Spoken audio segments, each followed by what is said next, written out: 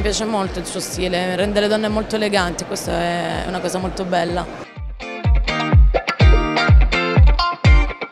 Io in realtà non mi sono mai data un look ben preciso, mi piace spaziare in tutti i campi, non mi piace rimanere radicata a dei concetti, dei preconcetti, quindi ci sta che un giorno mi vesto col mio solito chiodo di pelle, ci sta che metto un abito elegantissimo. L'importante è sentirsi comunque se stessi in ogni situazione, credo.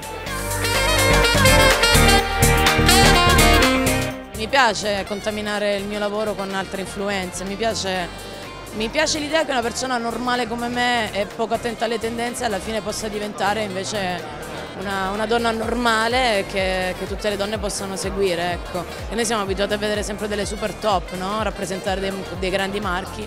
Io invece sono una ragazza semplicissima e devo dire che è un grande orgoglio per me aver rappresentato Yves Saint Laurent e chi lo sa poi in futuro che cosa può nascere.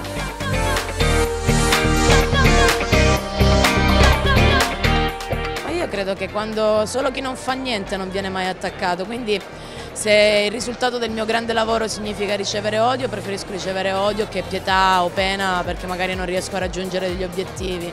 Io li amo tutti i miei haters, li amo haters. Sto realizzando dei nuovi progetti, ci sarà tanto lavoro, il lavoro quello che non si vede. Puoi anticiparci qualcosa? Assolutamente no, mi dispiace.